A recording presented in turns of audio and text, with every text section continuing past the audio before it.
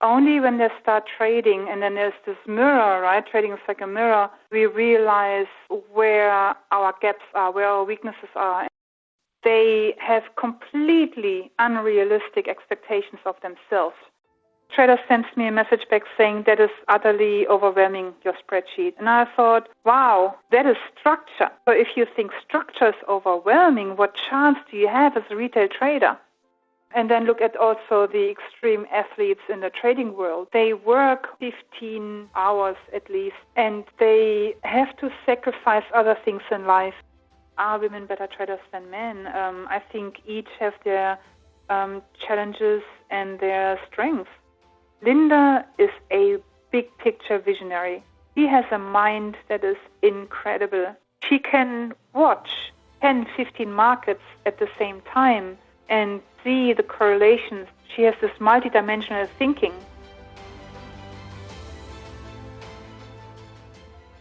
Welcome to episode 12 of the Alpha Mind podcast. Today's podcast guest is Mandi Rafsendjani. Before we start the interview, I would like to thank the many people who have contacted myself and Mark to thank us for the podcast. What really thrills us is to hear how people have benefited from the podcast and when they tell us how the podcast had a positive impact on their work. Such as a tweet I received this morning from a trader, Ben Hansen, who said, "Love the series of podcasts you produce. It's definitely helped me create a more consistent mindset, which in turn has helped me create consistent results. In brackets, after 2 years of unprofitable whipsaw trading. Thank you. Keep up the good work." Thank you, Ben, for taking the time to respond to us. I also saw a great tweet this morning which said, "Podcasts are the private tutors for the masses." And that is so true. So, thank you again for all the great comments and feedback. We would ask people, if you really love this podcast series, go to iTunes and rate it. The ratings help us climb the rankings on iTunes and bring our podcast to a wide audience. Now, this podcast was somewhat longer than planned, but I promise you the whole podcast is well worth investing the time in. And, if you stop it, make a point of going back to it. Now, without further ado, on with the podcast.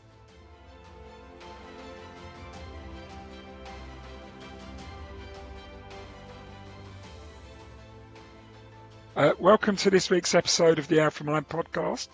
And today, joining myself and my esteemed co-host, Mark Randall, is Mandi Rafsendjani. Have I said that correctly?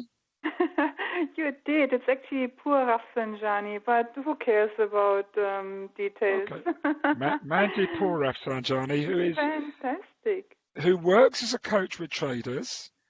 Mandi she works in Australia. Currently she's in Europe, where she was originally from, in Germany, which is where we're talking to her from. This is going to be a great conversation, I promise you. Mandi is a coach, and I promise you this chat could go on for about 3 hours. We're trying to get it within an hour, but we've got a number of themes we want to talk about. I'm going to first of all just hand over to Mandi to sort of introduce herself. Yeah, thank you so much, Stephen, again, and Mark, for inviting me onto your show. I really, really appreciate it. I don't want to talk too much about myself because you only have an hour. In a nutshell, I have been trading for almost 20 years. I started trading when there was no internet, when I still had to pick up the phone to call the broker. So the context of trading and the requirements to succeed in trading were very, very different. I had to go to seminars and read actual books. There was no such thing as a PDF of, books that someone copied somewhere on the internet. So it was, I think, much harder than it is today to succeed in trading. The journey was also much slower thinking back because, as I said, we had to read books, we had to go to seminars, to physical seminars. There was no such thing as webinars. So being forced to slow down the trading journey, I think in hindsight, is a positive. On the flip side, we didn't have as much access to information as there is today. And I know you guys, you started well before the internet as well, so you will understand what I'm talking about. So out of my own misery, I started looking at my mindset in terms of I didn't know before I started trading that I was highly neurotic, that I wasn't a functional human being. And I thought life is just tough, and I thought that people are not nice people, and, that was my experience of life, and I thought that was really normal, which reminds me of a quote from someone. I can't remember who said it, but this person basically said, if you stand long enough in a sewage, you don't smell the shit anymore. And this is what I see with many, many people as well. They don't realize how neurotic they are. And only when they start trading, and then there's this mirror, right? Trading is like a mirror. We realize where our gaps are, where our weaknesses are, and then we start working on them. So even if you don't make it to become successful traders, at least there's one upside, that we become more functional in our normal life. And I always say anyone can become a successful trader. Anyone who doesn't have any mental challenges or so in terms of illnesses can become a successful trader. It's just we need to work on ourselves as much as on our strategy, as you guys, of course, agree. So my journey was pretty much the first 5-6 years was pretty much all about figuring out how I can become a more functional human being. Then in 2007, I had lunch with my broker, and he asked me a few questions, and I answered the questions, and he said, wow, I always wanted to have someone like you on working with or helping with our work with our traders. And so at that time, I was already a qualified life coach, and I'd already completed my NLP or neuro-linguistic programming training. And so they took me on a tour around Australia, where we went to the main 5 capitals. And that was my introduction into working in the field of trading psychology. Before I was working more as a life coach and also a money coach. That was then when I started my trading mindset, trading psychology. At the time, you could still call it trading psychology because there was no, now everything has to be politically correct. My website is tradingpsychology.com.au, but today I wouldn't call it this name anymore, because then people come and they assume that you're a psychologist, and if you're not a psychologist, then you get hunted down on social media. So, over the years, of course, I have kept working on myself and added more elements to my trading mindset work and also to my own trading work, like you guys have.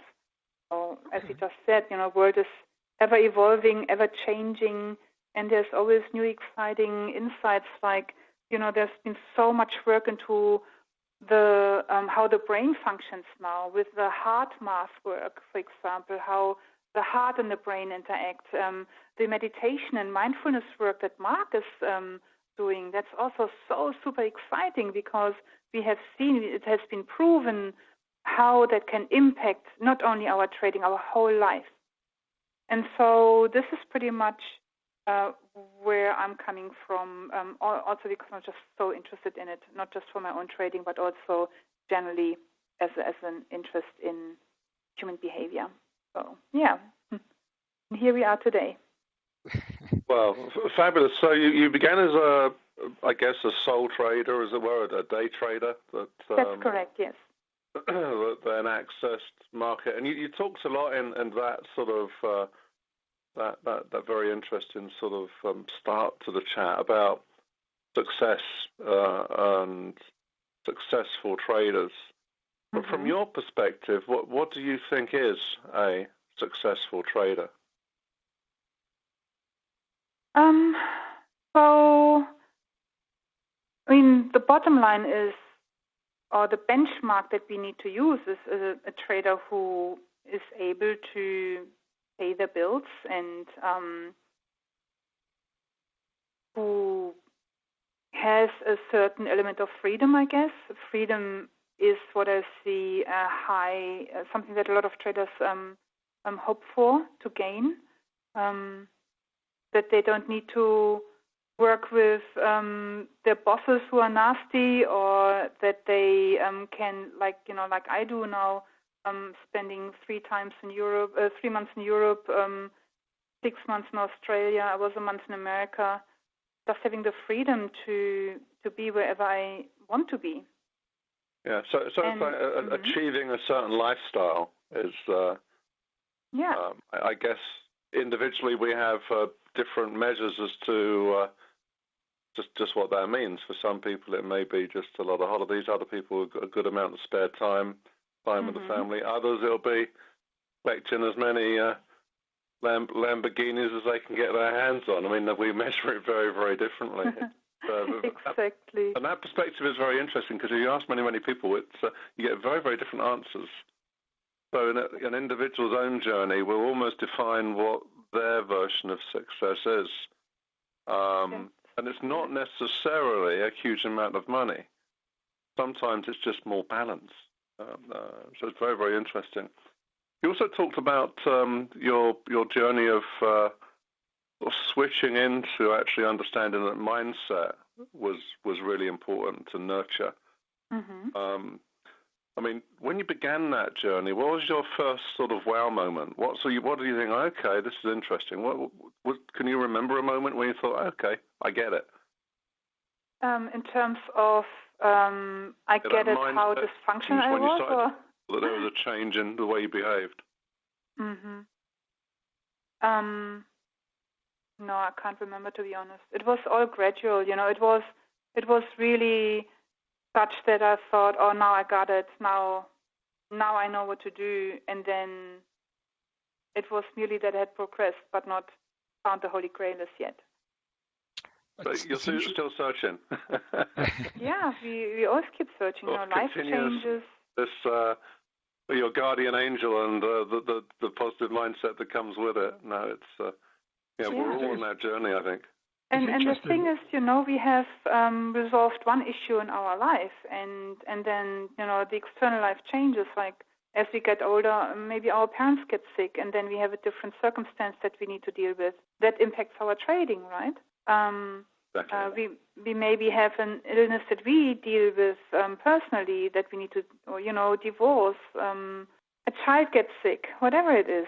Right? So that's why the journey never ends, because we are constantly confronted with different challenges. But there's something interesting which I kind of recognise both in that question mark that you asked and in Mandi's introduction, where somewhere after you start trading at some point you realise that there's only so much it's about what you do, and then it becomes about how you are. I always call it's the being, not the doing, that is the real challenge of trading. We start by learning what to do. We learn how markets work. We learn how to have certain strategies and approaches. We learn to analyze markets. We learn to do the physical aspects of trading markets. Those are the early years. But then there becomes a point where I think every trader realizes that this is actually more mental than physical. And I remember going through that journey myself as a trader. Yeah. When I started to ask the questions, why can't I seem to get past these behaviors? Why do I keep doing the same thing? This is largely in my head, that more so than it's to do with the physical market. And I started reading. That's where my curiosity about this journey started happening. I started reading some of the very early psychology of trading books and the original Market Wizards not long after it first came out. And then, of course, Reminiscences of a Stock Operator. There weren't too many books written in the 80s and 90s, but there were a couple of huge books which touched upon it. And you realise that this is the battle that you've got to win. And I think everyone goes through that point at some point. I don't know. You asked the question mark to Mandi, when would it happen? I'm guessing it was somewhere around 4 or 5 years into my career. Yeah, I guess it may have happened when you had your first serious loss. Oh, definitely. When you suddenly hang on, this isn't so easy. This has got risk that I didn't realise. Some things happened that wasn't on my radar. I thought I knew everything, and I've had this impact that's hit me hard. That's forced me to take another look at managing me because you may have become ill. I mean, we know that sometimes people can have breakdowns. If losses are significant and are out of the blue, I've seen it happen. And that's when you start to think there's a part of me that I've not really managed up to now that I now need to start managing. I need to start learning about it. And I think that's where people's journeys begin after some sort of shock. And in the trading world, that would be something that happened that was totally unexpected. And of course, it can also happen that,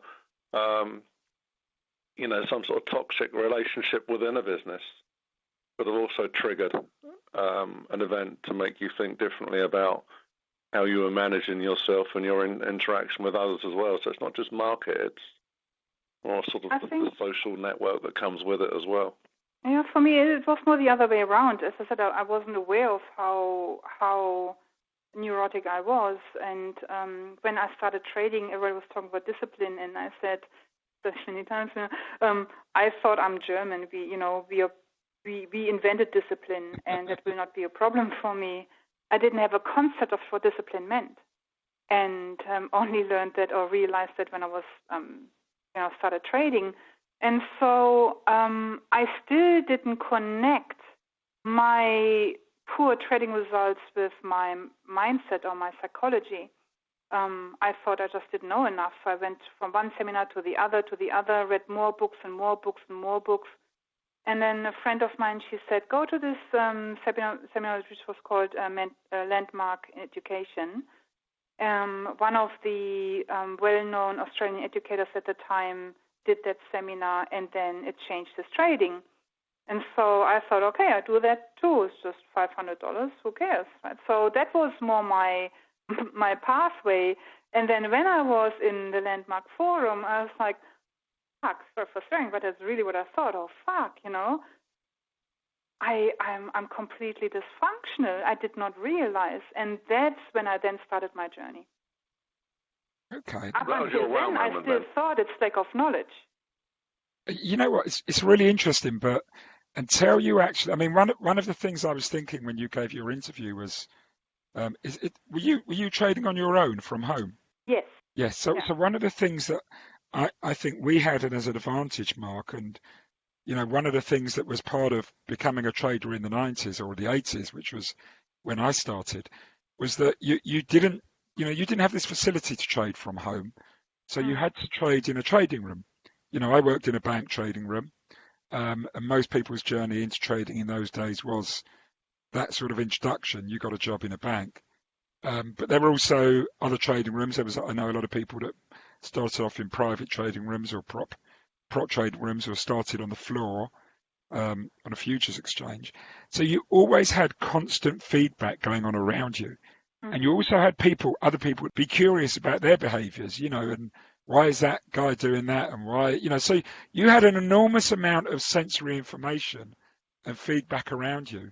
And I really struggle to wonder how the private retail traders, and many of them will be listening to this, how they do it on their own from home without that sensory feedback going on around you, giving you information. It must be so much harder.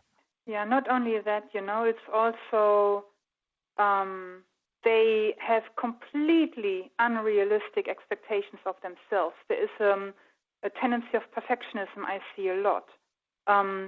There is they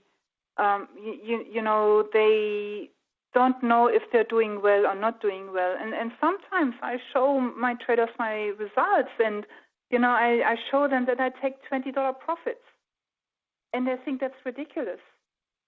And then I show how $20, $50, $70 profits can actually turn into a $1,000 day, because then I also get a big move. And so, they have no concept of what it takes to succeed. It's completely unrealistic. Yeah. Do you think nowadays, in our old days of what we would say, Stephen, were proper markets. And we had the support and the banter, and you had sort of a relief valve within a trading room. You had massively. And that allowed you to de-stress and to reconsider ideas and to to sort of manage yourself in a sort of a social way. And you had someone to speak to and someone to go and have a coffee with or drink with. And that was readily there, and it's not there, obviously, for these people that are sitting at home. And it's really the people that are sitting at home trading now are really in this game. That's all like the gamification of trading. So they are playing a game, but of course, it's a game with only a certain limited amount of information that's visible at any one time. And it's so incredibly hard, yeah. Yeah, you've got to be in that game, literally, to be taking full advantage of it. And getting into the game is the difficult thing. In a trading room, you're in the game. You're seeing the flows, hearing the flows. You're part of the culture. You're seeing research, seeing news streams. All that's going on. Someone at home doesn't necessarily have that luxury, and so it's tough. But I've also not got the social connectivity to turn around to someone and start having a chat. Well, maybe a partner or whatever, but someone that understands what they're doing and understands the frustration of maybe a difficult day and what a difficult day really, really means.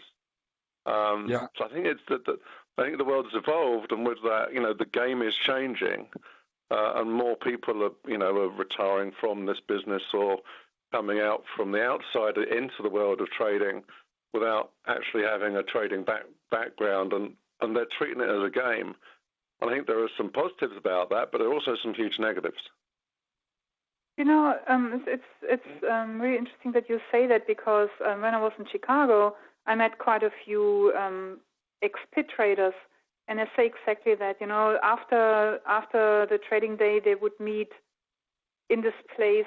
I can't remember where it was, somewhere in CME, and they would have a drink together and smoke a cigar together and put everything into perspective and share their stories. And there was also a lot of camaraderie where when someone didn't do well, someone would help him out.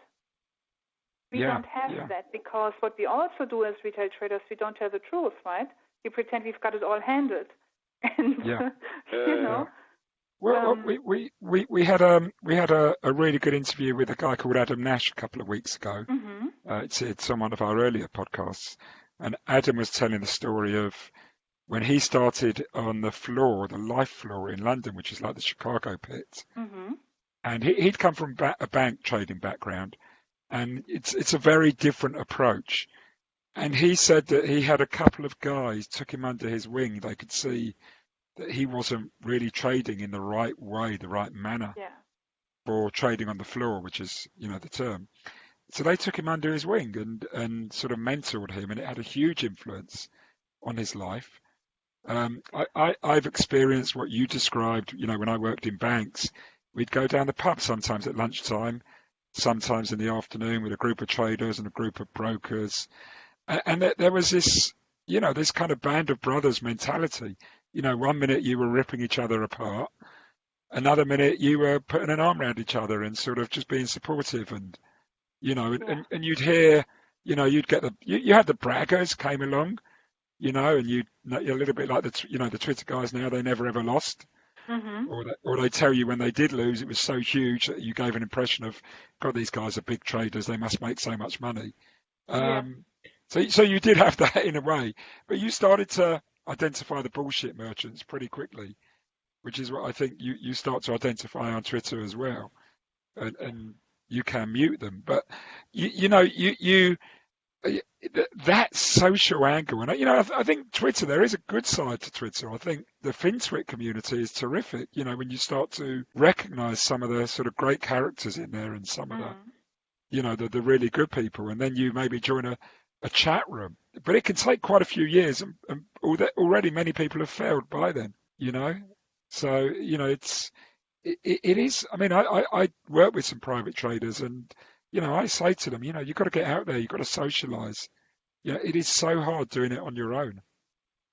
That's the other challenge, right? So yes, you should socialize, and when you have started your life as a trader, you can't relate to people who don't trade anymore. All you want to do is talk about trading, right? You want to talk about finance, and then that's then the next challenge. Also, the impact it has on the family when you suddenly can't have a normal conversation anymore because all you want to do is talk about trading. So it is incredibly hard, and there have been lots of attempts to remedy that, with chat rooms, with, the Discord rooms are now the fashionable thing, and Slack rooms, but it's still not the same as being in a room with people face to face and seeing their pain, experiencing their pain, seeing the stress on their face. You don't get that over the internet.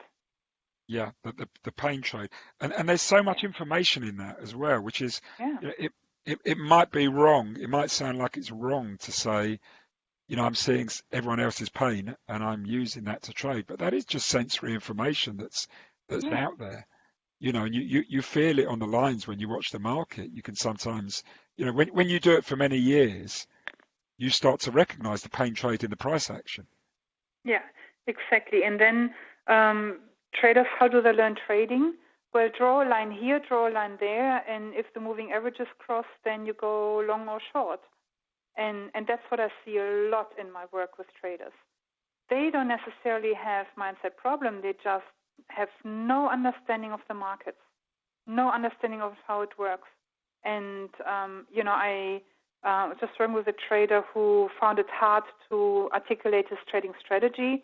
So I sent him my spreadsheet, which is very organized, right? So you enter when these and these and these parameters are met, right? And you tick them off. And it's about, I think, five levels deep. And this trader sends me a message back saying that is utterly overwhelming, your spreadsheet. And I thought, wow, that is structure. So if you think structure is overwhelming, what chance do you have as a retail trader? So the question is also, what do traders expect from trading?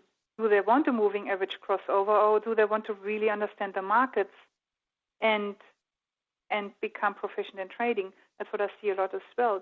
That's not what they want. They want an easy, simple, step-by-step system, as it is written in marketing material when someone wants to sell their system. Well, I always tell people that if you want to succeed at trading, being good is not good enough. You have to become outstanding. You have to become excellent. You have to become the best of the best. There was a great piece of research. I may have mentioned this to you, Mark, done by a couple of academics from University of California, Berkeley, and it was led by two guys called Barber and Odin.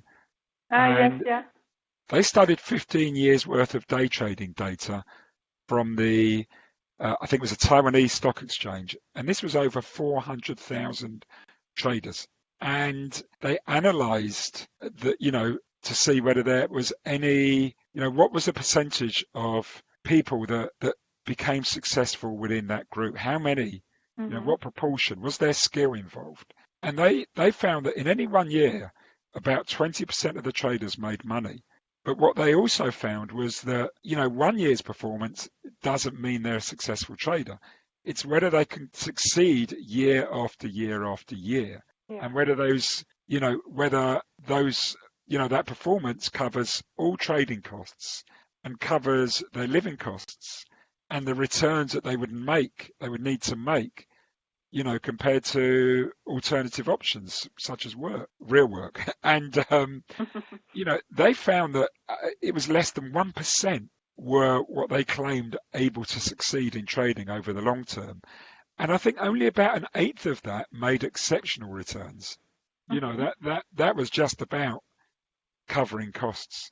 So, if you define success in those ways, less than 1% of all people that enter into day trading actually succeed. And let's have a look at what it takes. Yeah, right, that was before the day of algos, so it's probably much less than that. So it's, you have to become exceptional. And if you're not willing to do what you said with that spreadsheet and go to that sort of depth, well, then you're not going to succeed. You're setting yourself back on day one. Yeah. And then also what I also see is my life sucks, my boss sucks, my family sucks, I want to escape this. Trading is the answer. And I'm like, only when you realize to be grateful for your family, that there's actually someone who put his crown jewels on the table to run a business so that you can have a job and you're grateful for that. So it's about being realistic about the challenges of running a business and being an employee. Only when you become realistic about those things, you will make it as a trader. And if you need to become a trader to escape your life that you hate so much, you will never make it. And now reasons. Let's look at... It's the wrong reasons. Yeah. And the intention is so important in life. The intention really determines success, and that's what I really believe in strongly. Now, when you look at someone who's an extreme athlete, like Serena Williams, like Federer, like Tiger Woods, and then look at also the extreme athletes in the trading world, they work all 15 hours at least, and they have to sacrifice other things in life, but no one wants to sacrifice for that. And you need to choose, right? You need to choose. You can't have a six-pack and look stunning when you sit 12 or 15 hours behind the computer. Very interesting. I think when we spoke a moment ago, or you spoke a moment ago about that study from California, where like an 8% of the 1% were the extreme successful traders. If you'd have lined up that list of men and women that were traders and were to interview them and to try to work out who were those top traders, you'd probably get it wrong, seriously wrong, because what's on the outside is not what's on the inside. And actually, I certainly, from what Steve and I have talked about in the past, is that it's the people that are quiet, people that have got good process, people that are well managed, people who've got good family balance, tend to be the good traders, the exceptional traders. The people that are loud, the people that are boasty, the people that are sort of fragile, the people sort of a negative mindset with challenges in the background, tend not to be the good traders. And so, because how you do one thing, you do everything, right? We've heard that. Too much clutter. There's, trading requires clarity of mind, control, composure, calmness as well. And of course, that stems from what's going on in your world in the background. And if that's chaos, then you're not going to be bringing a calm nature to observe and to interrogate and to function in the marketplace. And so that's why the very first job that I do as a trading coach with my traders, which I had to do in my own life as well, is they have to clean up their life first before they can become traders. And so if someone doesn't have structure and routine in their normal lives, how are they going to implement structure and routine in their trading life? They will not know how to do that. And this is exactly the what's happening with this trader that I just mentioned before. This trader's life is completely messy. It's a mess. Yeah. And so, of course, as soon as someone who has a messy life sees structure, they feel overwhelmed. Because if they didn't feel overwhelmed, they would have structure in their life, right? Yeah. You have to have complete clarity. I was, a couple of times actually in the past, I've been approached by wealth managers, who have thought, I can connect them to some very wealthy individuals, some wealthy traders. And then I get talking to them and I say, look, I don't do introductions. I don't sell on, other businesses, but I do talk to them. And, I say, look, one of the things you're going to get when you work with traders, if you're a wealth manager, is most of them are going to have a very, very simple investment structure outside of their trading. And they said, yeah, I noticed that. They said they go for the plainest, most vanilla sort of investments. I always expect them to have the sort of really high turnover accounts with lots of stock trading going on.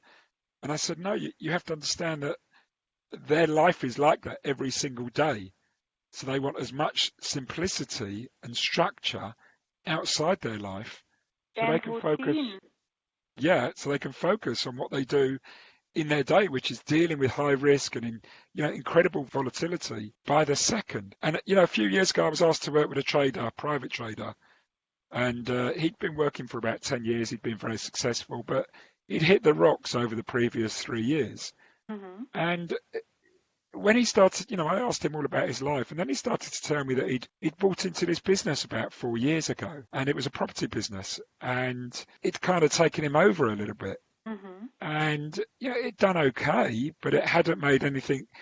Or in other words, the losses that really outweighed what he was making on this property business. Because this was a guy who was a 7-figure guy, and now he was struggling to break even this last 2 or 3 years. I said, look, it sounds like you have to offload this property business or get someone else to completely manage it for you, and you're not involved in it. And he divested it in the end, and then he got back to making money again. Yeah, it can be that simple, right? And yet so complicated. I think when you're in it, you forget it, a little bit like your sewage comment at the very beginning. And to give another example that's in the same line, I was working with a guy who was trading a hedge fund, and he was 7 figures for many, many years until the divorce came, right? It is also something that has such an incredible impact on our human behavior that it needs to be taken serious. And that we then need to scale back until that mess is being cleaned up and new routines have been implemented. Because when we look at what divorce does, or, in your example with your trader having another business, that, number one, has an impact on our ability to focus and to have all our time and our mind in the trading world, which it needs to be. And also it has an impact on our identity, who we know ourselves to be. And that is what needs to be worked on, helping the trader to create this new identity and knowing themselves as someone who's now a divorced trader. And then when a kid's involved and so on, that's messy stuff that needs to be dealt with. Oh, totally.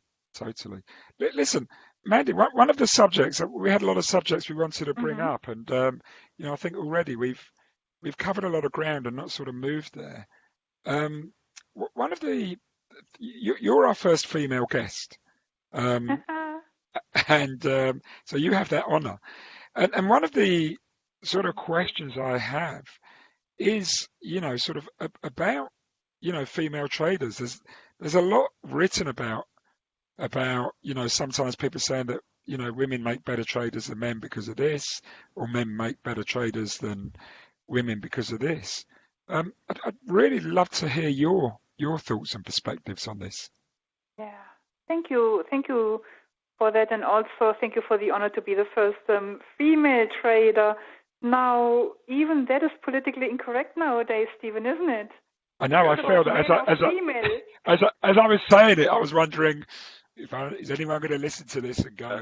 You're going to get caught by me there too in terms of gender fluidity. We are all the same, but we're all different. Right? I'm cool with it as well, and I also. We are different, and it's you can't help that, and we have different. Some of the, we a few years ago we did some analysis for an asset management firm, and we use this tool which measures people's personalities, and there is a gender difference in people's risk personalities. Women bias towards one type of personality, not to say they don't have all of them within their group, and men are biased towards a different set of personalities. And this investment management firm stopped us working with them because you said, well, you finding this data out conflicts with our gender neutrality policy, and we can't work with you anymore. And I was like, well, this is crazy, because this is actually the real world. You want to create a greater gender balance within your business, and it's probably going to have a positive effect on your business, but you don't want to recognize the differences, which means you're not actually going to be helping some of your female asset managers to come on in the firm in the right way. You're going to be giving them exactly the same sort of training or development and support as the men. But in certain ways, they need different support, and you're going to make it harder for them. They didn't want to hear that. I'm really curious on to hear what you have to say about that. So again, it's not that clear cut. Are women better traders than men? I think each have their challenges and their strengths. And it's about working, as you said in our initial conversation, working with our strengths, whatever they are. And I read Tim Ferriss's book, Titans, can't even remember the title, didn't pay attention. But he also says, so he interviewed like the best, the most successful people in the world. And he identified that all they did was having these one or two strengths and then developing those and completely disregarding anything else. And any weakness that they had, they would try to complement with strategic thinking, so finding solutions to offset them, or employing staff that would fill in those gaps. So what is it that makes a successful trader? So if you look at all the parameters, so we need to have a proven trading methodology. That's where it already started the problem, right? Where do we get a proven trading methodology? Most of my retail traders have this challenge. They get into a trading course, they go into a chat room, and yet they haven't seen any real trading statements, so they don't have proof that the methodology works. And yet they buy into that on the promise. Yeah. That is my first question to your strategic thinking, my friend, I say. Right? It's like, how can you make a decision on simply what someone tells you? And I'm not the last one to judge, right? Everybody can do what they want to do. But how is my decision-making process already in initial stages when I buy a trading course? Yeah. And I say to people, often, actually your success, your edge is your strengths. And that's what you need to leverage. Because a lot of people will come to me and say, I've got this weakness, I've got this weakness, I've got this weakness, and I want to sort them out. And I say, well, what are your strengths? And quite often they'll sit there for a second and ponder it. And often they'll say, well, I'm not actually sure. And I say, well, it's your strengths that will be the key to your success, not overcoming your weaknesses. If you work on just overcoming your weaknesses, all that's going to happen is you're going to fail a little bit more slowly. But we need to find your strengths and how you can leverage those more effectively. And I'm just going to butt in here with a book, because sometimes guests have mentioned books and then people contacted me afterwards and said, what was the name of that book? So the book was Tools of Titans. The tactics, routines and habits of billionaires, icons and world-class performers. And that's by Timothy Ferriss. And I haven't read the book, but I've read about the book. And I'm going to actually put it on my reading list because so many people have told me what a great book it is. We will return to the podcast shortly. Alpha Mind is a collaboration between Stephen Goldstein and Mark Randall. Stephen is a former professional trader who now works as a coach to people and businesses in the financial markets. His business, Alpha R Cubed, provides mindset coaching to traders and investment professionals and executive and team coaching and leadership development to financial market businesses. You can check out Stephen's work on his website, alpharcubed.com. Mark Randall has over 30 years working as a professional broker. Mark used mindfulness techniques to help him optimize his performance as a broker. Later, he started giving talks, seminars and workshops to corporate leaders and investment bankers about how to apply mindfulness to work more effectively and productively. If you are interested to know more about Mark and how he can help you in your business, he can be contacted at ceo@markrandallconsultancy.com. Now back to the podcast. Yes, I love Tim Ferriss because he thinks outside the box. And here comes our second trait of successful traders. They know how to think. And so when we look at learning how to think, where do we learn that? From our families, supposedly at school, which I didn't, supposedly at university, which I did a little. Not everyone went to university. So now let's look at males and females.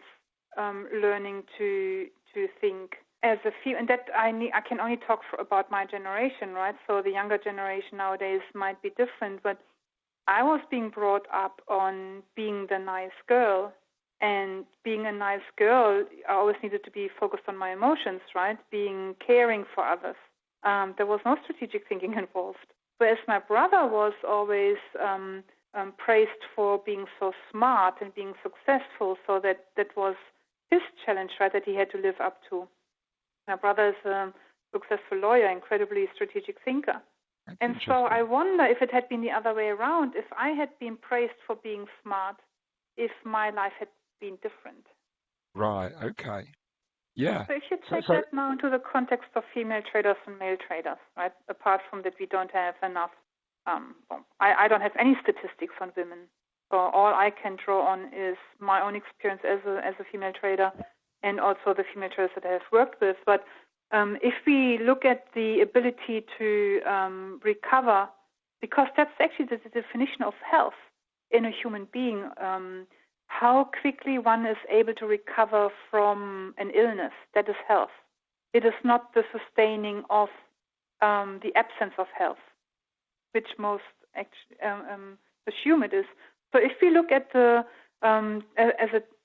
if you look at a trader, a successful trader in terms of ability to recover from a setback, how do you think, in your experience, are men and women different? From what I've experienced, I always felt that the women recovered far quicker than the men. I always felt they were emotionally stronger. And that might actually surprise a few people listening, but I think women are emotionally stronger because they're more open with their emotions, whereas men tend to suppress their emotions. And they don't go anywhere. They just stay within you and they become problematic. Mm-hmm. And I've, the women that I've worked with were far better with emotions than men. And now we can go back to how women have been brought up, generally speaking, because again, every culture is different, every societal background is different. Women have been allowed to be more emotional, and men, so boys, have been encouraged to be, in German we have this saying, red Indians, American Indians don't cry. Right, so he wasn't allowed to cry. He wasn't allowed to be emotional as a boy. Yeah, and they love in the sometimes they love it in the coaching sessions that they're allowed to be emotional. Yeah. And I had one guy who just started getting up and walking around, and I was saying to him, "What's going on?" And he's going, "I've never expressed these emotions before." And this trader, he was a big trader at this firm. I mean, he was running some of the biggest currency books, and collectively throughout the day, his trades sometimes could add up to billions of dollars. And sometimes he was running risk intraday, and even overnight of size of it could be over $100 million. And he was quoting hedge funds, other investment banks, corporate clients.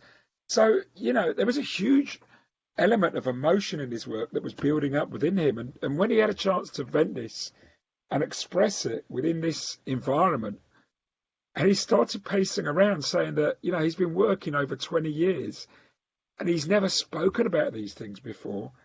He said, just talking about it was clearing his head. And he felt that if he could do this more often and more regularly, he would be more stable during the day, would make better decisions, could be more objective.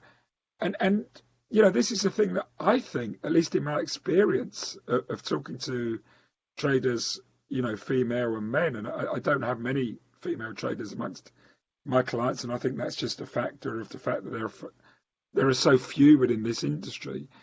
But my experience of them, they are far better at doing this, and therefore they are more objective. And I think that's a big point. The only time you do express it is when you express anger. You smash the phone up. Anger is allowed, right?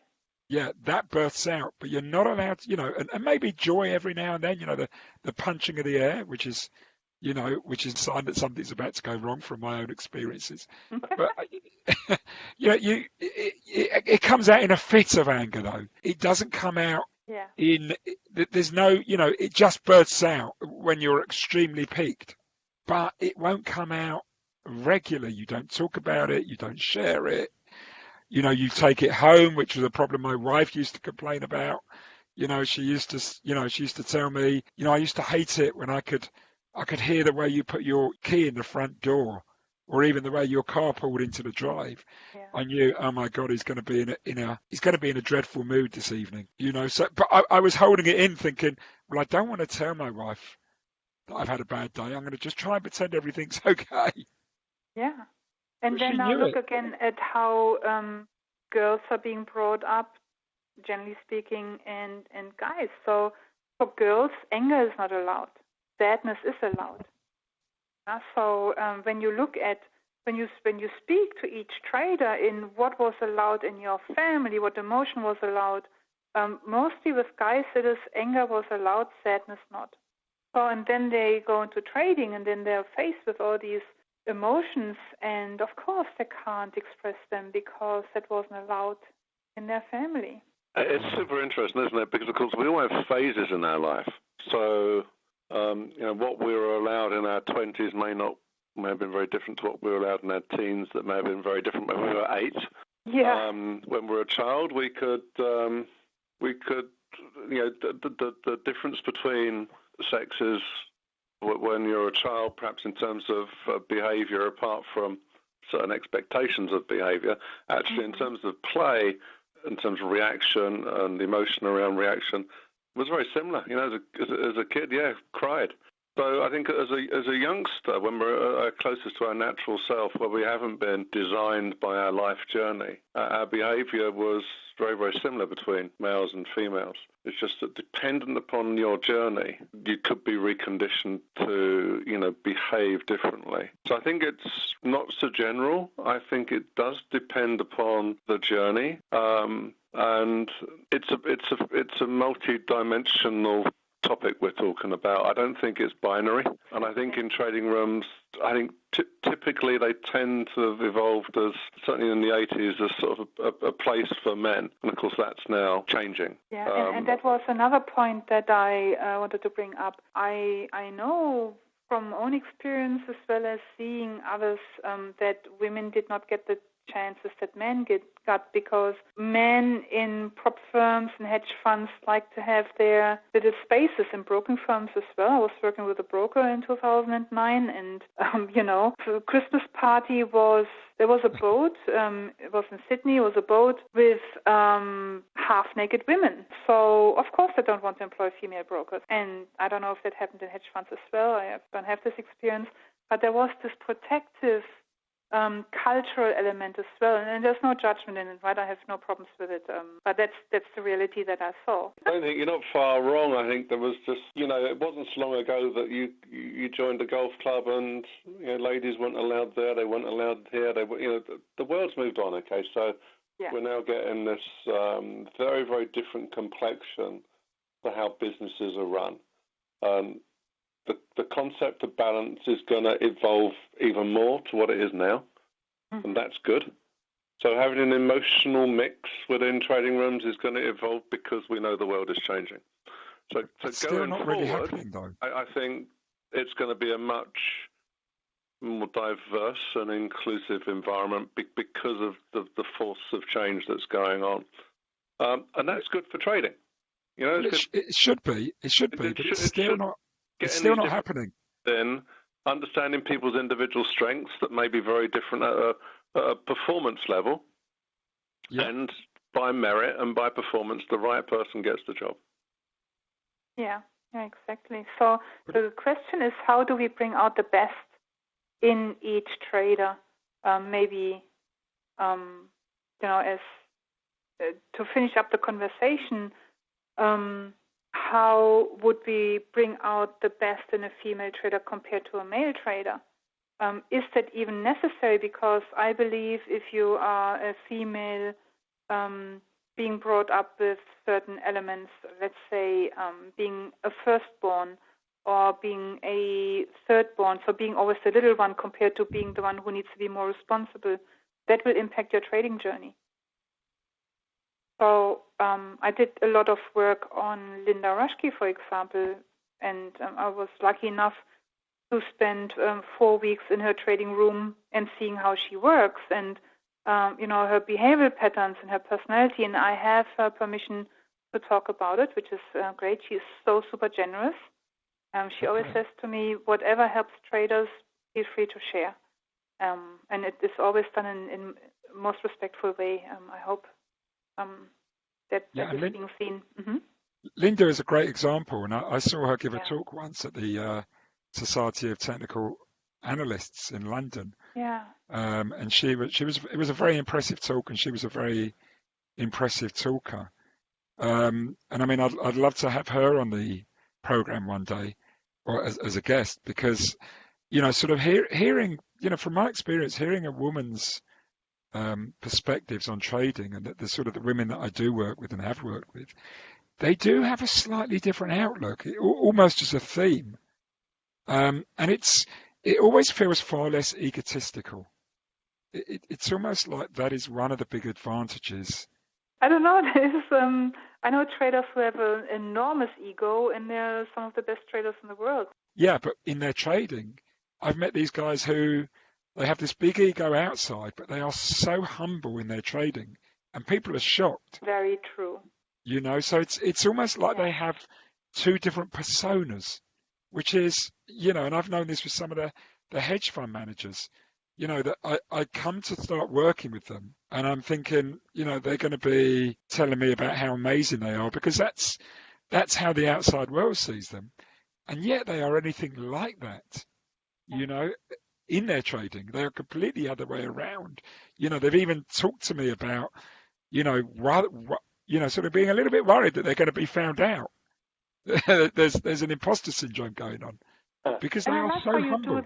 How you draw this contrast where there might be very outgoing and larger than life in the external world, but when it comes to trading, they're very different. Yeah.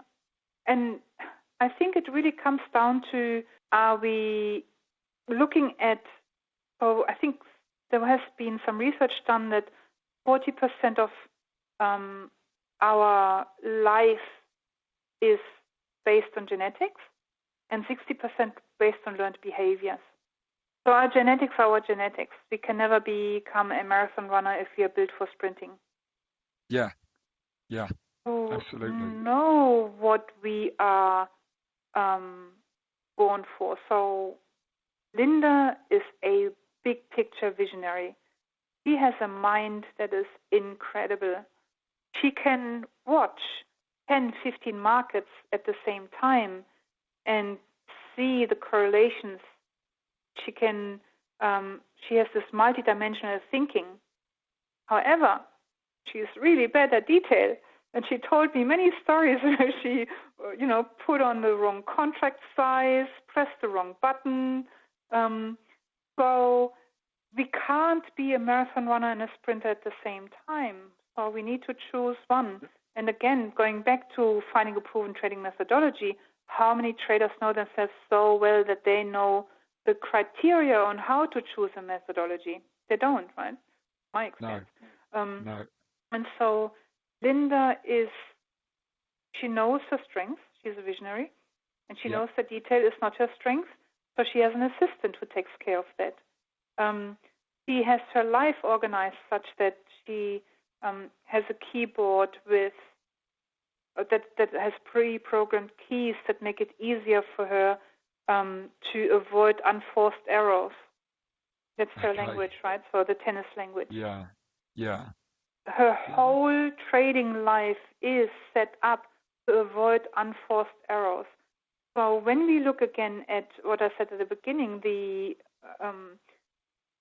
the situation that most retail traders have, that they're completely unrealistic in what it takes to succeed, that they think they need to be perfect. Look at the personal development industry.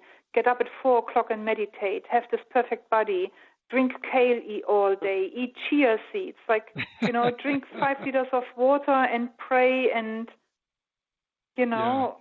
this level don't have a life. don't have a life, right? It's like don't you dare interfering with my chocolates, I have them, I don't care. But so if we accept that we are flawed human beings, and there has been so much research, I'm just reading a German book, it's called Fascination Psychology. It's not in English, unfortunately, and he has like 300 pages of experimental research on how we humans screw up our lives because of our genetics. If you look at Daniel Kahneman, right, Thinking Fast and Slow, the same, he talks about how people make bad decisions because we haven't learned how to use our mind to its best, for example. And a few of the experiments were a little bit flawed as well, because we human beings are flawed, so of course some of the experiments were flawed. But the big picture message that he wants to give is that we are naturally flawed. We need to understand what our flaws are and then work with them. And that's what Linda has done. She expects... It's really interesting because, I've spoke about this before. I use a psychometric called the risk type compass, which I analyse all my traders when I use it. I hate pigeonholing people, so I'm always a little bit cautious about how I use it. But what I did is I analysed a group of different traders and to see if there were any patterns in their results in their risk type compasses. And there were clear patterns that traders who traded in certain ways came out in a certain area on this risk type compass. And I've noticed that traders who are struggling are often trading a style or a method or an approach which isn't really compatible with their personality. And then when we move them over to trading a way where it's compatible with their personality, then they start making a lot more money. It's a little bit like that. You describe it earlier where you have the guy who's not built for sprinting, right, who's trying to be a sprinter. And you say, well, listen, if you go into the long distance events, you're more likely to succeed because you have to use less energy to get further. And then suddenly we see this and these guys just start going on. And it's not just that, it's also changing their routine and their environment to suit their personality. So a little bit like you described with Linda, she's changed her keyboard. That's behavioural architecture to suit her personality. Yeah. And what's interesting here is that this is not about male-female. This is about personality. So it's personality-driven process, and having that honesty of knowing what your true personal traits are, your personal strengths are, your I guess most optimal trading style. That's genius. Okay? Because that's going back to what is driving you at a personal level. What are your traits? What are your strengths? Okay, let's map that out. Irrespective of culture, irrespective of male or female. On this weather vane, your optimization should be pointed in this direction in terms of how you're trading. That is how, in my view, traders across the genre should be, or people running businesses, and that's including people running their own, should be looking at their teams or themselves to understand how they apply themselves to the market, where they apply themselves to the market, what safeguards, I guess, they need to put around themselves because of personal traits. But it's down to personality. And behavior. That stunned you into silence. That was exactly. Such beautiful parting words, Mark. I think that just really summed up the whole conversation, and that's why. I think that, the sort of behavior comes from personality as well. And personality is part of what we've learned through life, part of what our hormones have done to us in terms of our condition at the time. And of course, our personality varies. We can drift into a negative mindset, even if we're the most practiced mindfulness guy on the planet. But it's how we recover from that and get ourselves back into being optimal. And I suppose... I think we would have to define what personality is so that we have the same level playing field. Well, to me, personality is the genetic predisposition. Mm. And behavior is what we have learned from our environment. That's how I personally defined it. But I realize you have a little bit of a different definition. And so it's probably a conversation for another. We could do a 10-hour conversation on what is personality. But I'm glad we moved away from male and female. If we talk about personality, there was something you said, Mandi, about ego, and it brings in ego and personality, which is that idea of having the big ego, but then being humble in work. Now, one of my personal heroes was Muhammad Ali. Mm-hmm. Okay, he was a larger-than-life personality, and if you get down to it, and you've read books about him, and I have, he was actually underneath it a very, very humble person. And that. Now, what's your definition of ego, though, Stephen? To him, he presented outwardly, and he would use that ego almost to bully people as part of a tactic before they got in the ring. Yeah. So is it ego or was it a tactic? It's interesting, actually. You're right. I think he was someone who, in my own belief, he was someone who, a lot of the time, had very, very little ego. But at other times, his ego got the better of him. So, But what is ego? What is your definition of ego? So if a 5-year-old child asked Stephen, what's ego, how would you explain that? I would say, in my definition, it's about how much you think of yourself and your own self-importance over other people, and your entitlement, your sense of entitlement. Sort of bringing, if you think you're entitled to succeed based on nothing other than how much you value yourself. And again, if we discuss ego, there's lots of different discussions. But one of my favorite books on this topic was The Inner Game of Tennis. I don't know if you've read that. Yeah. I read The Inner Game of Golf, actually, not tennis. Yeah, so it's the same book applied to a different sport. And he talks about it quite often, as your two selves. The self one, which is really capable, almost the unconscious self. And then you have this conscious self, which comes in, and I don't think he quite defines it as ego, but I interpreted it as that. That this conscious self that it's trying to protect you. It has a good purpose.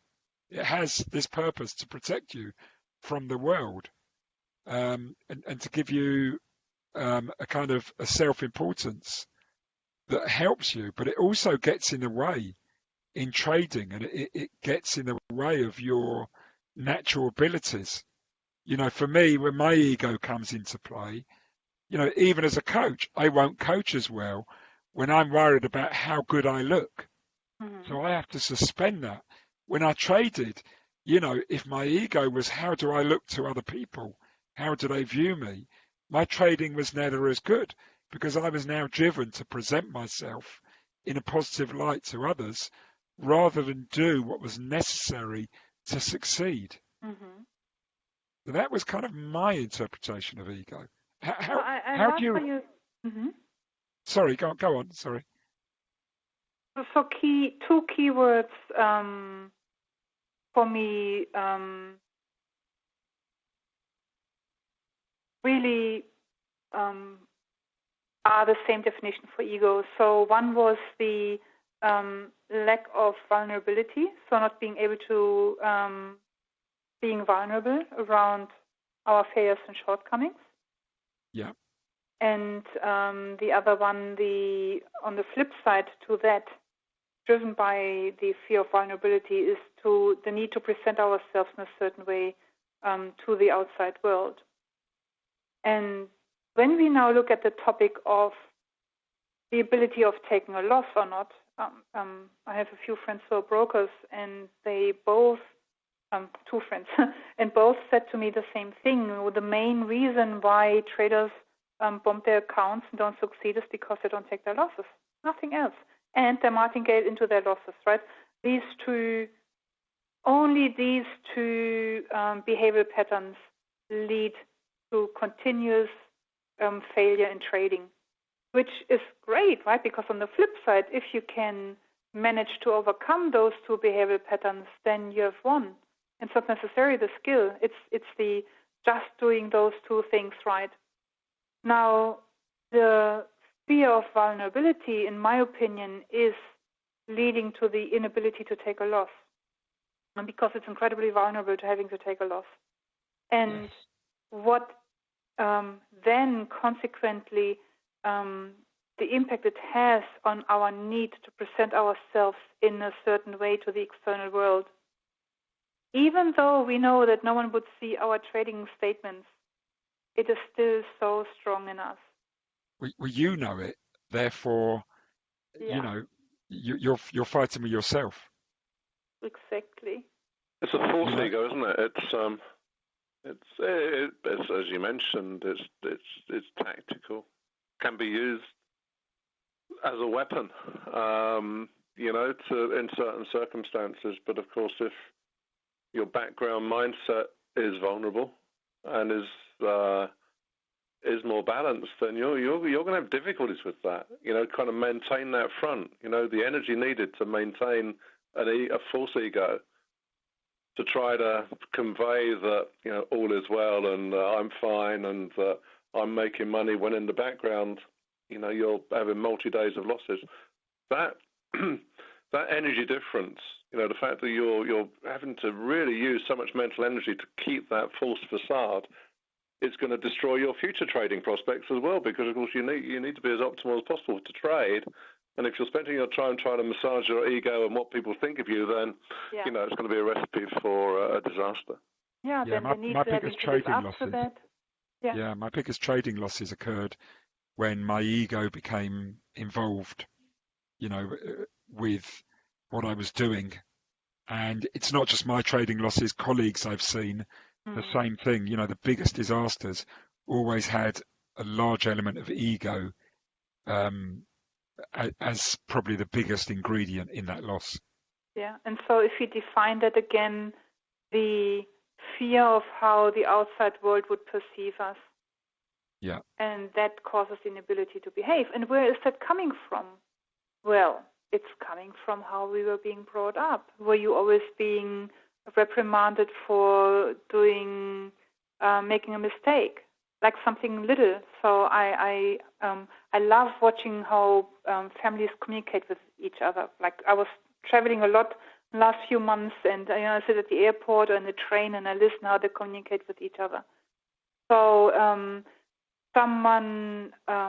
mother said to child, a teenager, "Come, we get something to eat." Teenager is on the phone. Mother gets impatient with teenager. Teenager's like, "Yeah, I'm coming." And then mother gets aggressive to child again, right? So really dysfunctional way of communicating with each other. And then it turned out that the child was just, or teenager was just responding to the father. So rather than saying to the mother, "Give me please 1 minute, I'm just responding to dad," the child responded with aggression. Where did the child learn it from? And what is going on for the child that the child wasn't able to articulate it to the mother? That to me is lack of vulnerability. That to me is aggression that is driven by rebellion, or some sort of having to be a certain way and not being able to live up to that. Like if you take that to a really, really big picture. Because, I didn't know the details. Wow.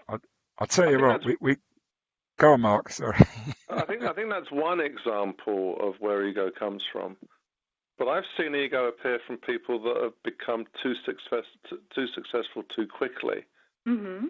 And that their way of handling that is that this ego comes from nowhere. This ego, they suddenly, they're the king, they're the guy, they're the dude, they've got the stuff.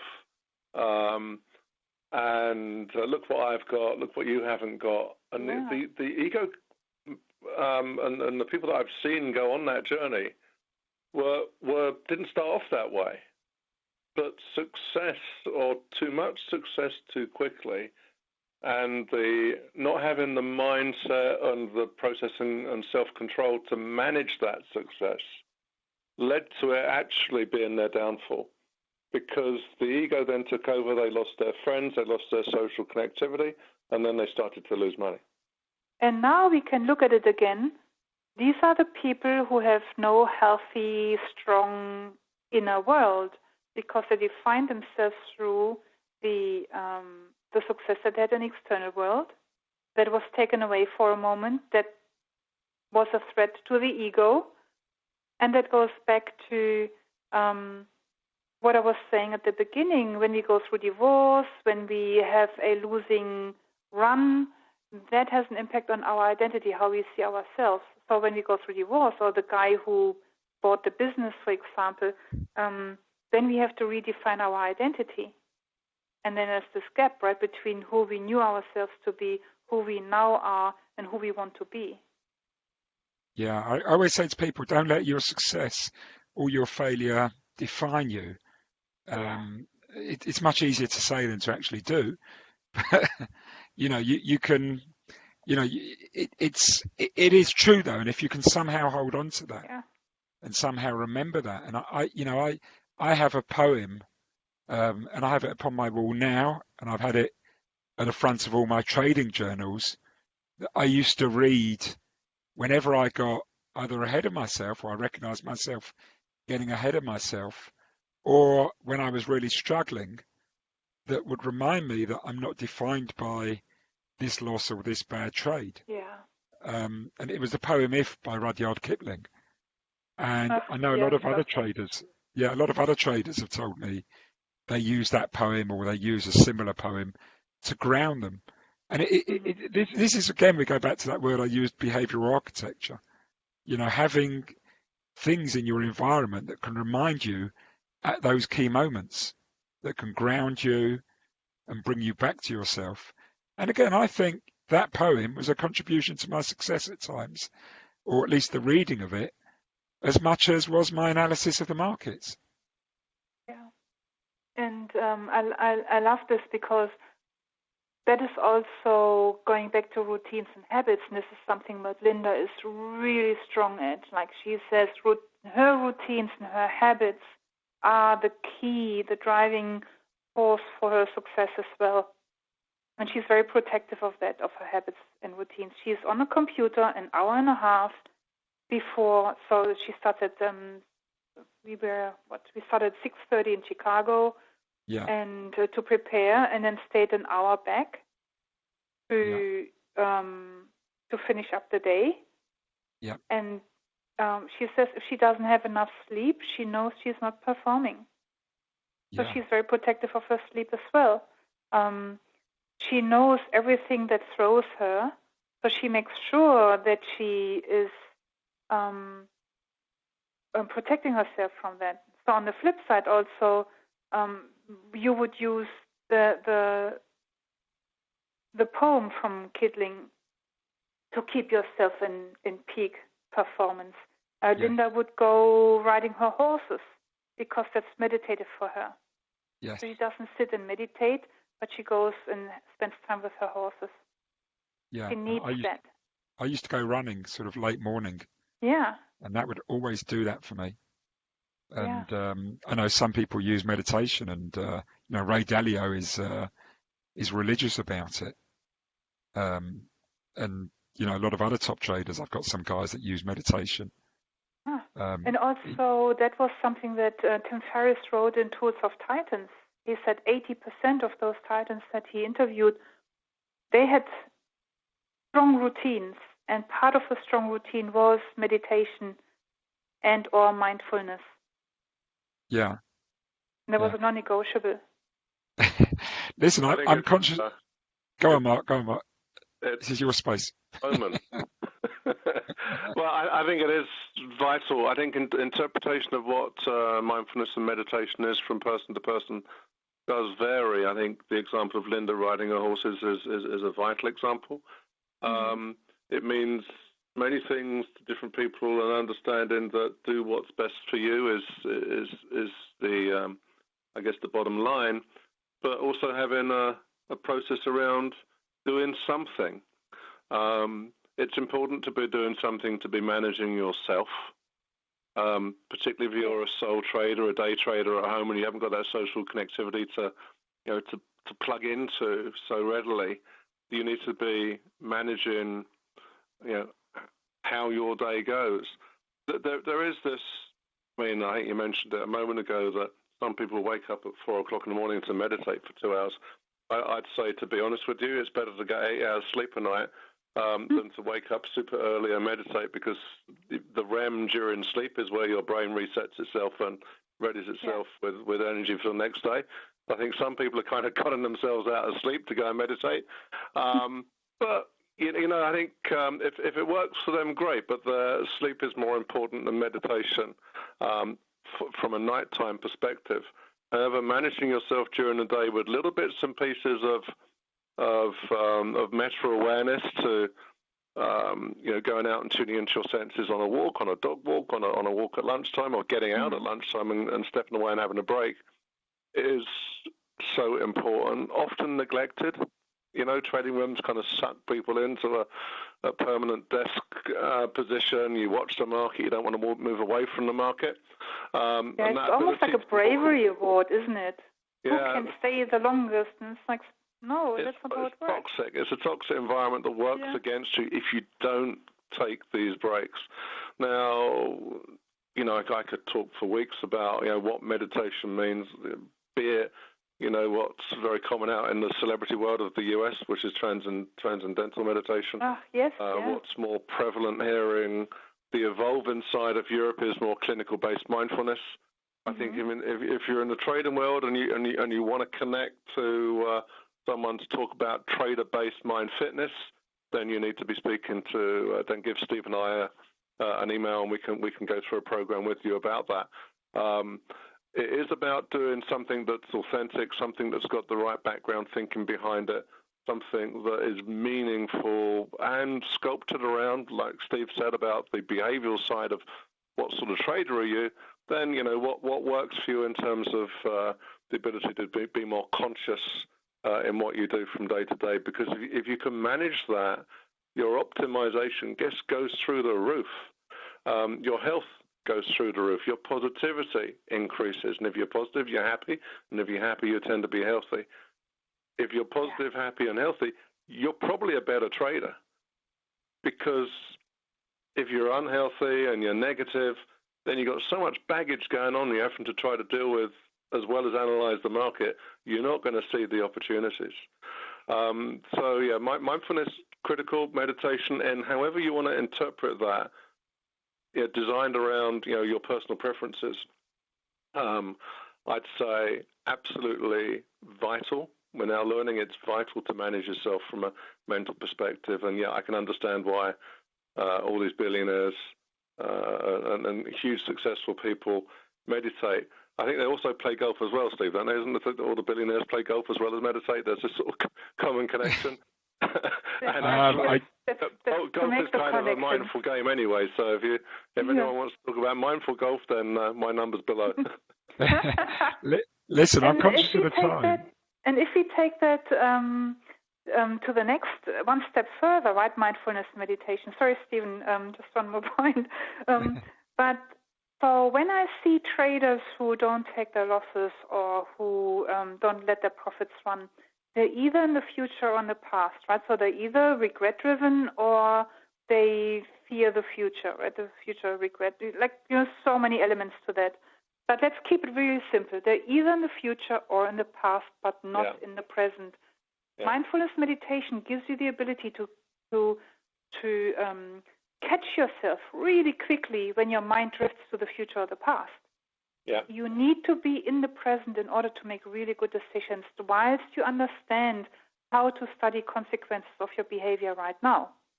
And so I always say my biggest downfall is what I call superhero syndrome, superwoman syndrome I used to call it, but let's stay politically correct for you boys and everyone, that's everyone, superhero syndrome, where I had a really good run and then I think I'm a superhero and my focus goes into the future, how great I am, and then I start making mistakes. And then that vicious And then, we go into the past with regret, and then the vicious behavior starts, right? My goal is, with everything that I do, to inoculate myself. So again, Linda calls it protect herself from unforced errors. I call it inoculating myself from making mistakes by feeling well in advance when I'm at risk of doing stupid things, like my superhero syndrome. I feel it creeping up. It's a little voice in the back of my mind. Without mindfulness and without meditation, so I'm not big on meditation, I have to admit. I just started with meditation because I said to someone, a really good friend of mine in Australia, that meditation, not my thing, it's too hard. And he laughed at me and he said, well, if you say it's too hard, then it's like saying you don't go to the gym because the weights are too heavy. The point of meditation is because it's hard, so that you can grow. And I'm like, okay, I take that. And so mindfulness meditation is super useful to be so self-aware because you're present in the moment and you can feel when something goes out of whack, when you need to stop. Exactly. And of course, in your life in general, whatever you're doing, the only moment that you are alive and in control of anything is in the present moment. Yeah, exactly. And with that, at this present moment, I'm conscious that we are well over the hour we scheduled. And we should probably bring this to, I could carry on for ages if I'm honest, but we should probably bring it to an end. But, thank you, Mandi. I'm going to, any final thoughts you'd like to add, Mandi? Yeah. Whatever it is, wherever you are, whatever challenges you face, be present in the moment and deal with it. Because trading is the best job in the world, with all the challenges that come with it. Still the best. And I believe anyone can become successful, not to the levels like Linda. I think Linda's is a little bit genetic as well, like, Serena Williams or Roger Federer. But we don't need to be on that level of success. Having a good life as a trader, even making, 10,000 a month. That is already a good life. It doesn't need to be $1 million a month.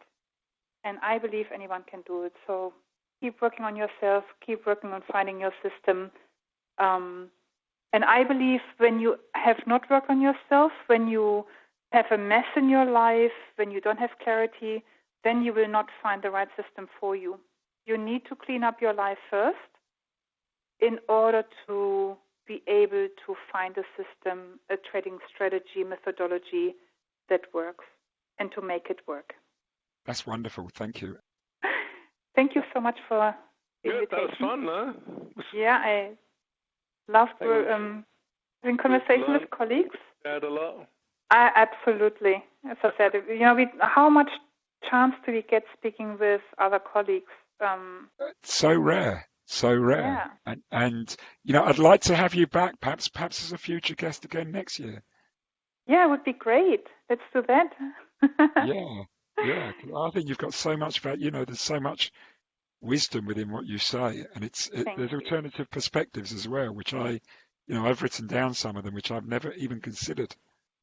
Yeah, and the same with you. I always say we all have our genius. You have your genius. I have my genius. Denise has her genius. Mark Douglas had his genius. Yeah, absolutely. And Denise is another one I want to have on one day. I mean, I think she'd be great. Well, listen, thank you so much, Mandi. It's been great having you as a guest. Thank you. Thank you once again to Mandi on behalf of myself and Mark, and thank you for listening to the Alpha Mind podcast today. I'm sure you'll agree Mandi was a great guest, and if you want to know more about her, you can check her out on her website. That's www.tradingpsychology.com.au. A few books were mentioned in the podcast, and quite often people contact us after the podcasts to say they never quite caught the name of that book. So I'm going to mention some of the books. The first one was The Tools of Titans by Tim Ferriss, The Inner Game of Tennis and The Inner Game of Golf by Tim Galway, and Thinking Fast and Slow by Daniel Kahneman. We have a page on our blog which lists many books which are useful and interesting for trader mindset. The blog can be found at alphamindblog.blogspot.com, and there are some page links at the top of the screen. One of them is about trader mindset books. We've also added a couple of other ones there. One is other podcasts which are useful for traders, and a recent one we've added which is books and courses on technical analysis. Currently for myself, I'm reading Atomic Habits by James Clear. Now, many people have contacted us about this book saying this is an excellent book for traders. It's not specifically about trading, so I downloaded it on my Kindle, and I can only say that I have not been disappointed. It is an outstanding book. I just mentioned our blog, our growing blog. Again, just as a reminder, this is alphamindblog.blogspot.com, and we have a number of articles that I've written over recent months, and in fact over a few years, and there's articles which traders will find interesting. We are also on social media. I can be found at AlphaMind101 on Twitter, and Mark can be found at The Mind Guys on Twitter. We also have a website, alpha-mind.net, where you can find out a little bit more about us. And we also have a LinkedIn group, the Alpha Mind LinkedIn group, with over 15,000 members. You can also check out some of our previous podcasts. And, particularly if you enjoyed today's podcast, a recent one, episode 10, was with Dr. Brett Steenbarger, who's probably the foremost expert on trading psychology, I should think, in the world. And that's a brilliant podcast, and we discussed lots of similar issues from a slightly different angle on that one. As a reminder, we would be thrilled if you could rate us on iTunes, and if you could share this with your fellow traders and colleagues. And that just leaves me to say thank you once again for listening, good luck, and good trading.